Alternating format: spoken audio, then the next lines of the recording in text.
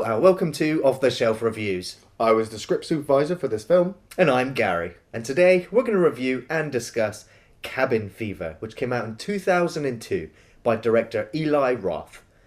Iain, why don't you give us the synopsis?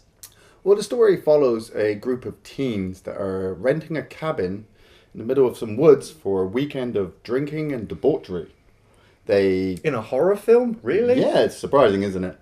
They get up there and they encounter a homeless man living in the woods who seems to have contracted some kind of skin infection. He destroys their vehicle and the group of teens are forced to attack him and send him away. But he infects the local water supply and the teens start to get infected and start to turn on each other. Director Eli Roth. This guy has been sort of a mainstay in the horror genre ever since this film came out. Yeah. And of course his legacy would continue on with both the Hostel films. Boo. Torture porn is his forte.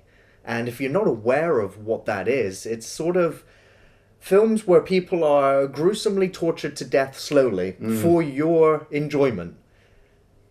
Yeah.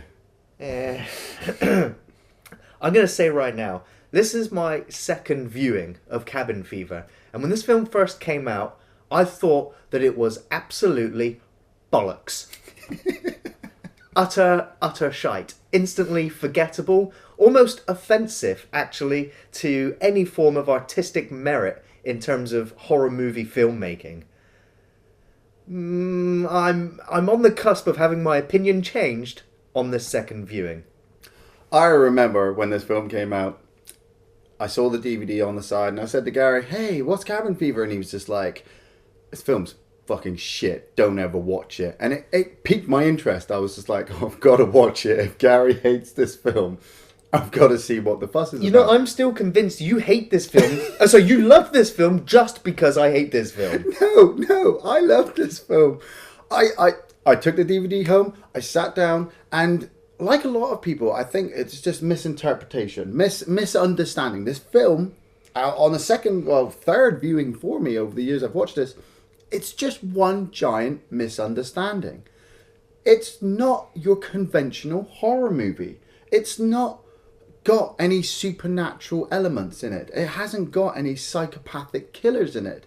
What it has is a very realistic situation that a bunch of people have been put into, that they eventually end up turning on each other and completely misunderstanding everything else that's going on. Like I said, these teens, the film starts off so brilliantly because these teens travel up to this cabin and they immediately stop at a local hillbilly kind of rest stop on the mountains or something. Gotta get some brewskis. Yeah, they got to get some beers. We're gonna have parties, and you know, like any traditional horror movie, you're like, you're all freaking dead. You know, the film's not even 5 minutes in, and you know that they're all gonna die because they're all drinking and having sex and taking drugs. But they go into this store, and they're talking to the local guy, and the guy says, you know, oh yeah, well I've got fox piss. You know, don't drop fox piss because you'll lure all the foxes from the local area. And the kids see a rifle behind the shopkeeper. And they say to him, what's the rifle for? And he says, oh, that's for niggers. And you're sat there like, what? How could you say that? That's immediately racist. But this is where the misunderstanding comes because the joke will play on later on in the film. It's a brilliant start. Yeah, and then he goes and pinches or shoplifts a chocolate bar. He gets busted for it. Yeah, Bert. And so you're like, okay, so now I'm trying to get an idea of who all of these characters are. And that was my mistake. These are not characters. These are not real people. These are just archetypal, stereotypical fodder. Yes. Which instantly meant I gave a crap about no one. But that is the point. a lot of the characters in here. Okay, so we've got Ryder Strong playing Paul. I remember him playing Sean Hunter from Boy Meets World. Of course. I used to watch a lot of it when I was a kid, and seeing him in this film, I was just like, I know you. Awesome, you're in this film. You have Jordan Ladd playing Karen. I hadn't seen much of her up to this point, but she seemed like your virginal kind of, scream queen character. James DeBello playing Bert. I saw him in Detroit Rock City, and he was pretty funny in that, so I was pretty happy for him to come back. So for me, I've got two characters that I'm already liking. You've got Serena Vincent playing Marcy. You're kind of atypical sexy slut in the horror movie, willing on just having sex with her boyfriend. Yeah, okay, cool. I've seen lots of Jason Friday the 13th movies. You're probably going to die first.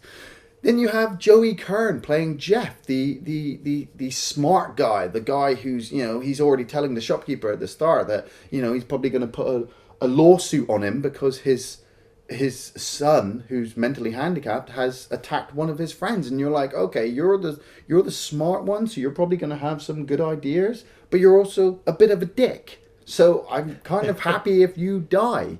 And for me, I'm like I said, all these characters are going up to the woods to party. They are all going to get killed by something. So why care for them in a horror movie?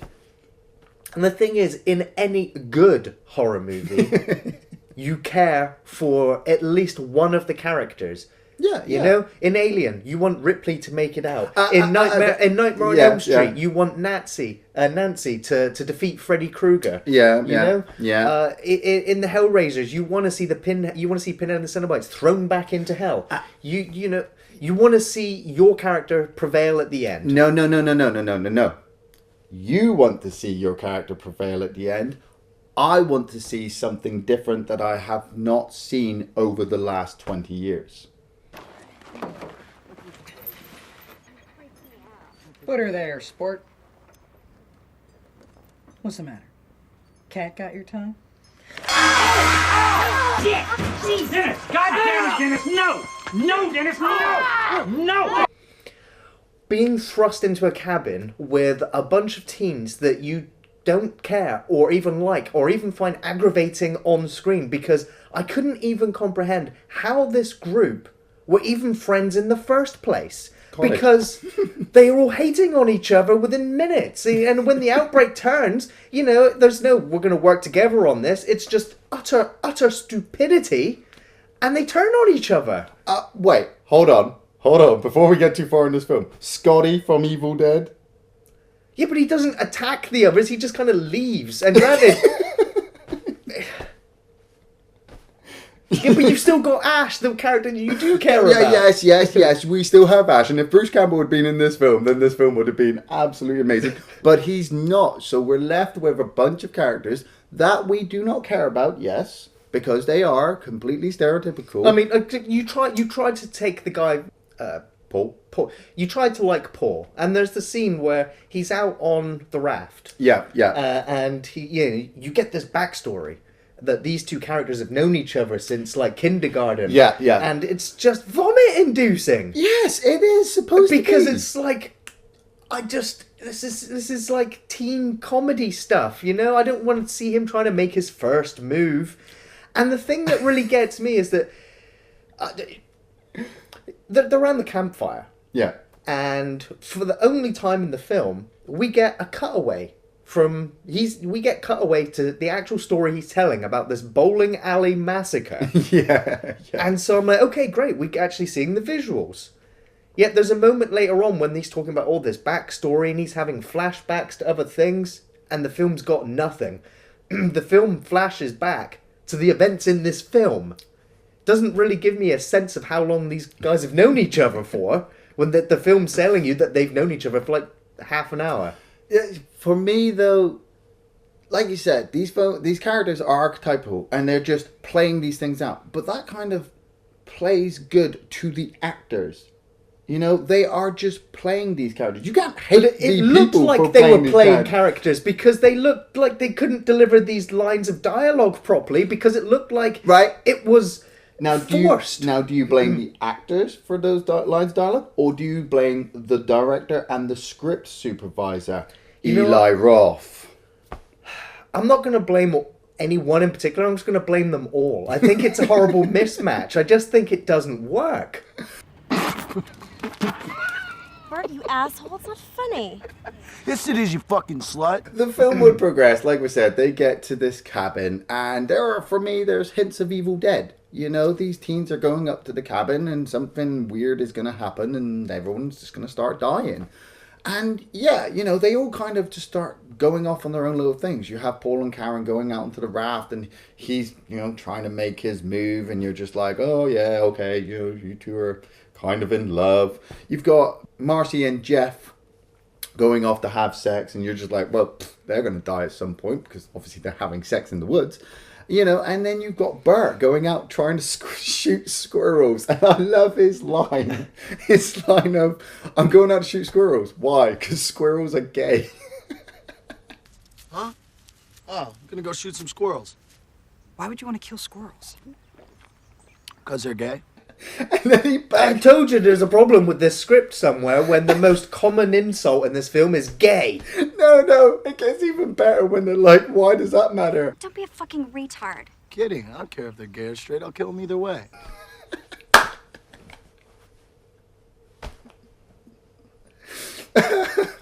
As it progresses, the group kind of get together and they sit down at the campfire, and like Gary said, they tell the story about this bowling alley massacre. And for me, I think that was just kind of Eli Roth.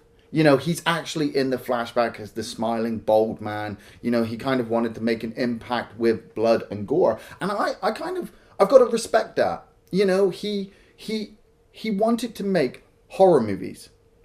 So this is what he did. He went out and he made a horror movie inside a horror movie. You know, he just wanted to show blood and guts. It wasn't really aimed at anybody who'd actually been watching horror movies for 30 years. It was just made to be put out there. As far as I'm concerned, it was a waste of time within a waste of time. And lo and behold, Eli Roth turns up. He just likes forcing himself in everything, doesn't he? It's such a cool little scene. He turns up with his dog. I think the dog's called Dr. Mumbo. And Marcy says, you know, what's he a doctor of? He's a doctor, like a physician or a professor? Yeah, he's a professor. Of being a dog? Ooh, faced! Scratch Mo did. And then Eli Roth, you know, tries to invite himself into the campfire, and they say, oh no, we're having a bit of a private conversation. And it brings me to one of my favourite scenes where Eli Roth's like, oh, okay, maybe I'll just go and smoke this giant bag of weed all to myself. And for me, like I said, this film is one big misunderstanding, because they are all ready to throw this guy out into the woods. You know, a weird stranger turns up while you're having a campfire and you're telling horror stories. You're going to be a bit freaked out. But they misunderstand that he's just trying to make friends. So they immediately make friends with him as soon as he's got something that they want. Yeah, so they're a bunch of assholes. Yeah. They could have just said, yeah, come and hang out with us. But, you know, they're like, no, fuck off. Got Yeah. weed? Hey, sit right next to me. So to back up the fact that it's a horror movie, you hate the characters, you think they're assholes. So when they start dying, isn't that a good thing? No, because I just don't care. I've already lost caring. You know what I will say is that when people do start dying, I will admit that the gore effects are very impressive. You've also got to admit as well that unlike traditional horror movies, they all start to die in quite unconventional, misunderstood ways. Well, what I was going to say is that the order of deaths is not as... it doesn't follow the paint by numbers which character should die first.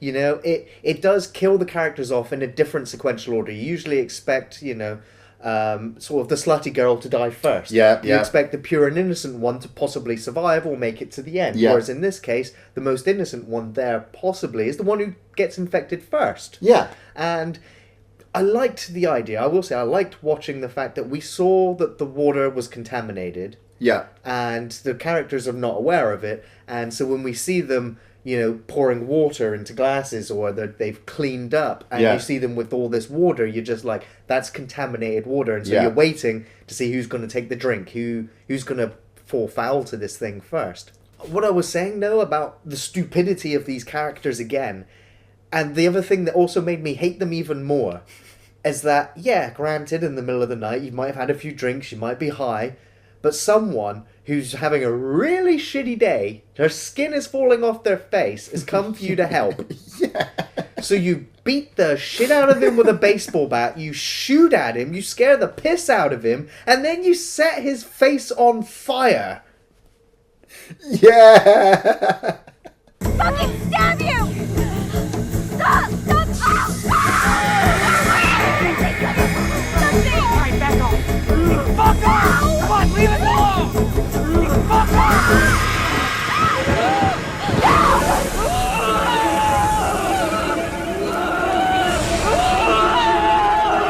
And it's no wonder there's a problem with the kids today. Like I said, Jesus. Total misunderstanding. For me, the first time That wasn't a misunderstanding, that was murder! That was murder! But that's what I mean. It completely threw the normal rule book out of the window. We had been following horror movies for 30 years up to this point, or 20, 30 years up to this point. We thought we knew all the rules. Like you said, the virgin always survives to the end. The slutty always dies at the first. The smart guy always gets killed in some stupid way because he was a fucking idiot.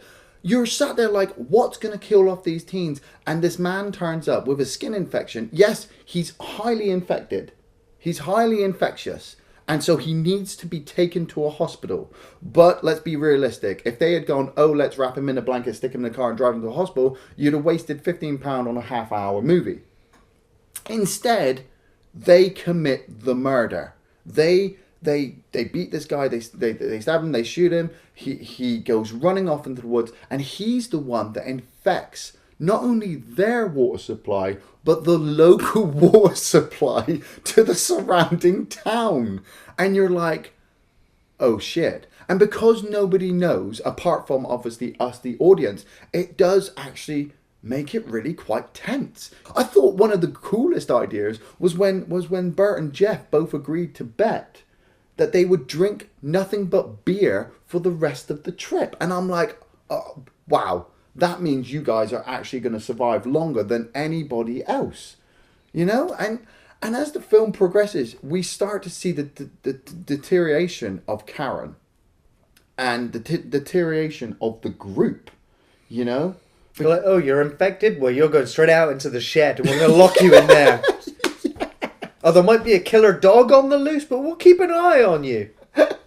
Right. That's it. That's what I could never get. Your friend is infected. Oh, obviously they couldn't. The group cannot leave because the homeless man had gotten into their car and bled on it. So that means the car can't start now. Well, they shot at it. They damaged it. Well, themselves. you never actually see him shoot the car. It's off-screen shot. You see him hit the.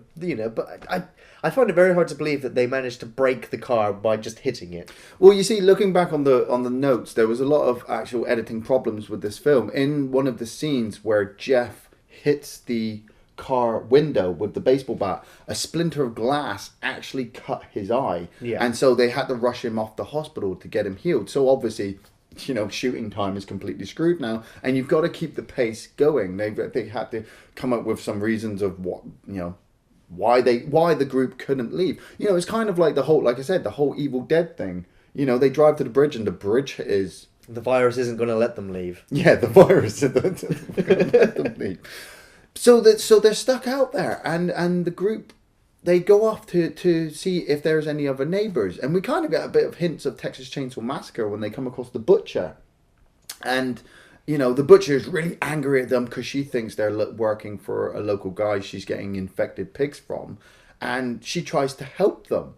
But the kids, in a weird way, misunderstand the situation because they realize that the guy that they've murdered is actually this woman's brother. Well, that's no good. Hey, you know what? I got a great idea. Why don't we take a walk down ourselves? It's really nice out and anything. Are you sure? I mean, Ricky's awfully handy. Thanks a lot for your help. No, I think, yeah, a little fresh air sounds great. So, we really appreciate your help. Take care. If we burn Henry. Fuck! And so they immediately leave. They could have gotten out at that point, but that they've didn't gone. look awkward at all, did it? Didn't look like they gave anything away. Not suspicious at all.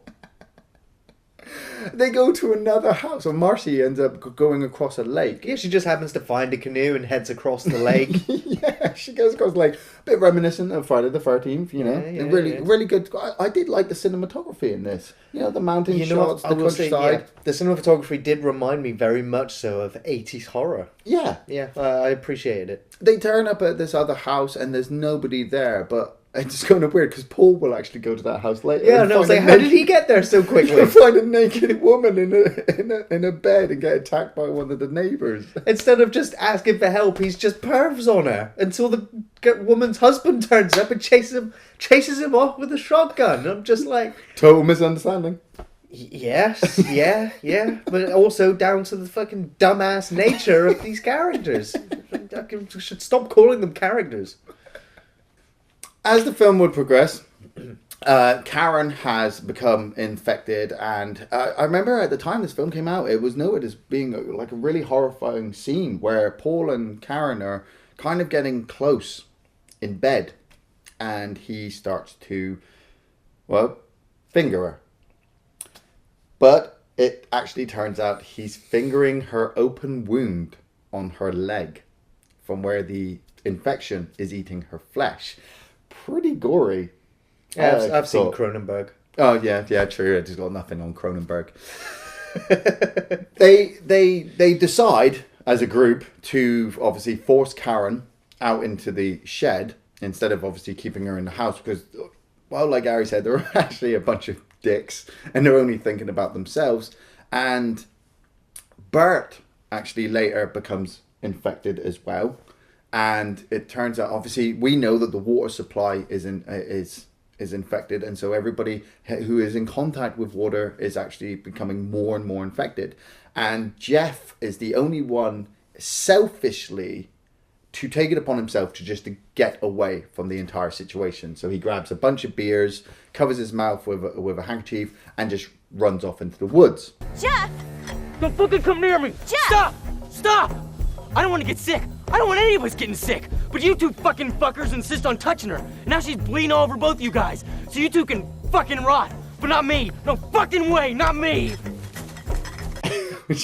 You know, it's you kind of think it's so selfish, but at the same time, you know, every human is an individual, and your survival instinct kind of. If I kicks was in. stuck there with those idiots, I would have done the same thing. Actually. It's pretty obvious none of the characters really cared about each other for the way they treat each other when they become sick. Asshole! That's it. I mean, Marcy, his girlfriend, actually just goes and fucks Paul as soon as Jeff has gone off. She has kind of a unique look at it because, you know, the whole airplane story, you know, you're on. Yeah, because she's been on a crashed airplane before, obviously. No, it's symbolism, isn't Right, it? Symbolism. Right. You know, she's using it to explain the situation. She's completely upset. Her friend is completely infected. She doesn't want to leave her, but she doesn't want to become infected herself. And if She just wants to have sex. Yeah. It's like being on a plane when you know it's gonna crash.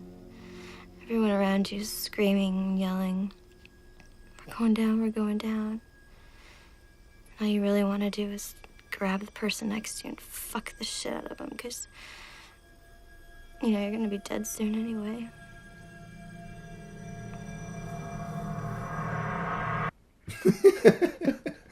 And then you realise that Marcy is infected as well, and probably at this chance, Paul is infected. So he's going to pour Listerine, mouthwash, all over his dick. That's thinking ahead there, buddy. Good work. Good work. I brings up to another horrifying scene where Marcy is obviously she's in the bath, and you're just like, well, you're completely fucked now because the whole water is infected, and she's shaving her legs. and she's just shaving off. I mean, watching it the first time, for me, I remember thinking that she was shaving off segments of skin, but obviously watching it multiple times, you realise that obviously she's got the prosthetics already on her. Yeah. And, she's shaving it off. So she's not shaving off layers of skin, she's just kind of taking off the mousse that they use to shave her legs. And you follow Bert as well. Bert has took it upon himself to drive into town. And so he jumps into the car, which they have cleaned and slightly fixed, and drives into town and comes across Dennis. Now, Dennis, we were shown at the beginning. Nobody sits next to... Remember, nobody sits next to Dennis. Need a sign. He needs a sign. And Dennis had bitten Paul at the beginning of the movie. So when Bert turns up at the store again, the local store owner says, look, I'll go get help. I'll call an ambulance. I'll do something. And he goes off. And Dennis starts shouting, pancakes. Pancakes. Pancakes! Pancakes! No pancakes. Pancakes! And then in a slow motion kind of martial arts sequence, runs up to Bert and bites him on the hand. Now Dennis realizes that there is something wrong with Bert and goes back to his dad, and his dad realizes that there is something wrong with his son and realizes that Bert is infected, so calls on his local hillbilly posse immediately to go and wipe out this infection before it can spread. And so I'm like, that's a good idea, but it is a complete total misunderstanding of the situation where killing these kids isn't actually going to stop the infection. The infection is already in the water. I will give credit though, these hillbillies are so much better than the hillbillies in Halloween 4. Well, yeah. Yeah.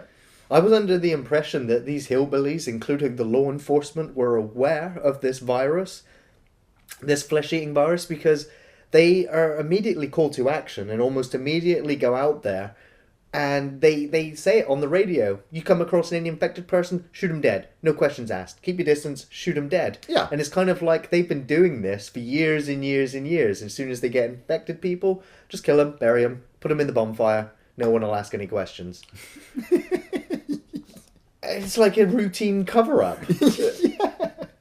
But that's what I thought was absolutely brilliant, because you don't expect it.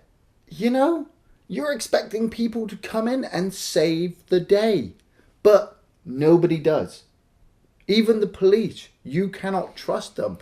The police in this film, oh my god. Party cop. No.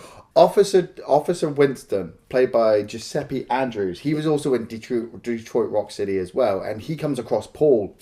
I couldn't even believe that he was an officer of any kind. I don't think he could even get a job as night shift security. His police uniform looks like it was brought at a flippin' joke store. Yeah, but small town, sometimes you don't get away that far, and not much happens in this town to the point. Well, apparently parties happen all the time. Yeah, parties happen all the time. Well, everybody loves going up to the woods, don't they? They love going to the cabins and having underage sex and drinking and drugs and all that kind of thing, as long as you don't have a hockey mask wearing psychopath walking around or a flesh-eating virus. I'm gonna look like, man, an idiot? I'll have somebody up here by tomorrow afternoon, right? Your top priority. You're the party man. Do you realize how many great parties we're gonna have?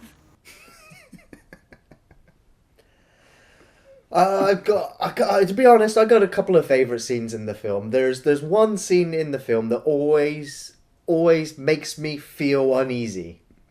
And again, it comes down to the character being an absolute nonce.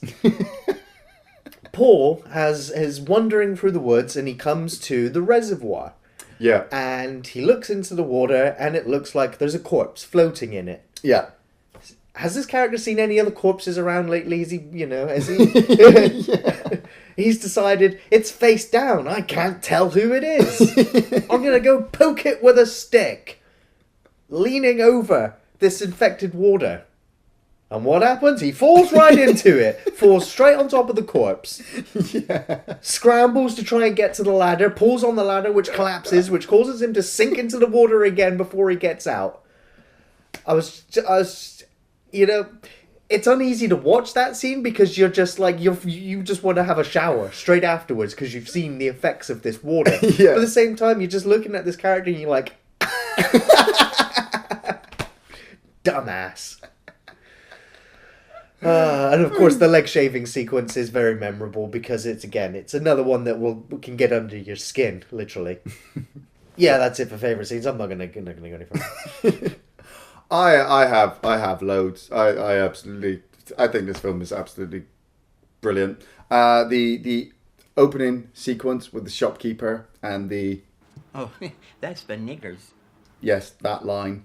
And the fact that the joke plays out at the end when the group of people turn up, and instead of it being a racist situation, he's actually friends with these guys. They're homies to him. He hands them the rifle, and it's just, like I said, one total misunderstanding. Hi, my niggas, how are you? What's up, nigga? What you doing?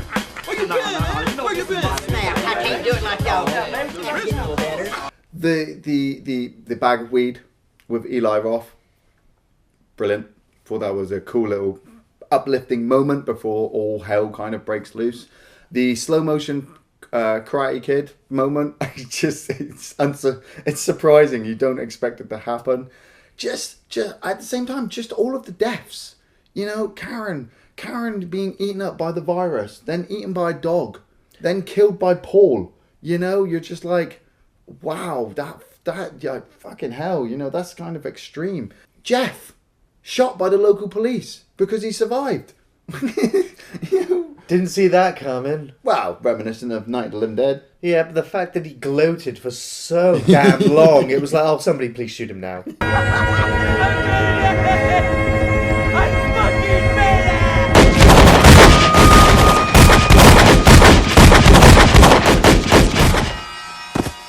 Yeah. Oh, thanks. Marcy eaten by the crazy dogs. I will say that the dog sequence was actually very well done. I don't know why we got to see everything in red vision. But you know, well, I put it down to the fact that the dog had been. I mean, that's Dr. Mambo. Yeah. And obviously it's been at least a couple of days since his owner has died, and so that turned it rabid for like crazy. Well, he's probably eaten some of the flesh because he's been hungry. Oh, well, we've seen what happened to the other dogs that have been contaminated or infected with this right at the beginning of the film, and it just does the same to them as it does to humans. Well, it doesn't turn them into ravenous, cannibalistic, I don't know, whatever. Feral dogs, rabies, I don't know. Bert shot by the locals. Yeah. You know, Bert is chased back and he's sat in the chair and he's ready to kill them as soon as they come in. He gets his head blown off, and then Paul ends up going. Would have been better if he was eaten to death by squirrels. yeah. And then Paul, you start off thinking that he's actually going to be the nice guy. He's the one who actually probably kills more people in the film. He's like, hey, I'm infected and I'm going to vomit blood all over you. I'm going to vomit blood over you. And the fact that, well, before I get to Paul's death sequence, the guy who gets the harmonica to the throat. I always just love the way he's on the floor just making that weird noise as he's breathing through.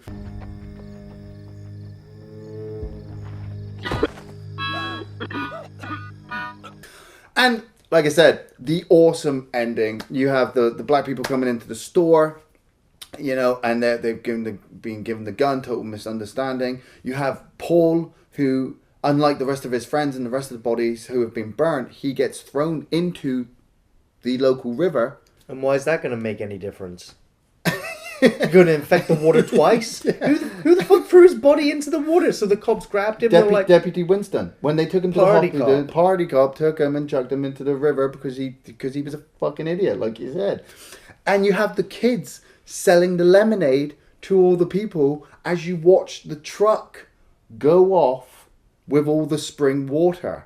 It's a good job. That'll pay importance later in the film franchise. That's it. That would lead on to, obviously, Cabin Fever 2, which I do not recommend, and Cabin Fever 3, which is completely not recommended. I'll recommend Cabin Fever 3 over 2, and don't recommend 2 at all. It's a high school teen movie where the flesh-eating virus turns up for the last 10 minutes. Yeah. And that's it. Yeah.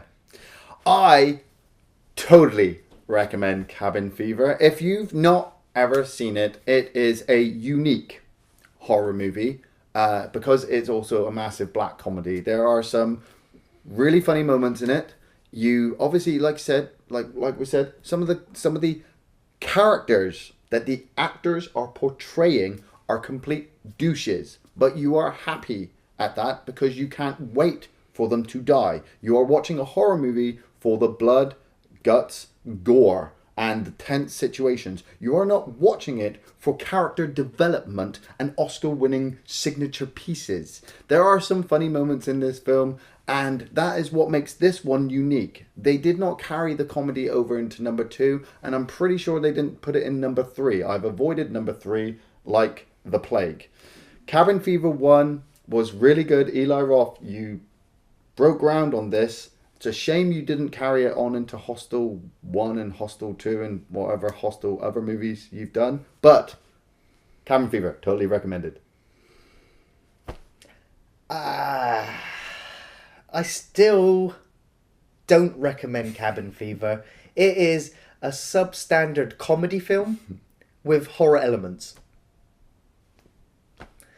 For me, this film lowers the bar of the horror genre. It is cut and paste. It is dumb, and there's nothing inspired about it. There's nothing that makes me want to rewatch it. There's nothing that makes me want to tell other people to go see it. You're gonna have a good time watching it. It's just a chore to get through. I enjoyed some of the horror effects, and I was kind of hopeful for Eli Roth to sort of shake up the horror genre and sort of do something new with it, only to bring torture porn to modern horror audiences, which for me is become its own subgenre, which has inspired nothing but shitty movies, which some of which have become so offensive or notorious I don't even want to watch. Because that is its only shock value. I know that this film had a lot of production issues. There was a lot of points where the film almost didn't get made. And, as an independent horror movie enthusiast, anytime a film does get made, it's worth the film it's printed on, just because. So the fact that Eli Roth managed to get this out there and got it made, the thing that boggles the mind as well is that Peter Jackson actually stopped production on Lord of the Rings 3 times to have his entire cast and crew sit down and watch Cabin Fever because he was so blown away by it. Yeah! And I'm still sat there thinking, I guess it's just me. Let me know in the comments section if whether you like Cabin Fever or not. It's totally better than Tekken. Fuck off, Iain. Well, you can end this one. Thanks for watching Off the Shelf Reviews.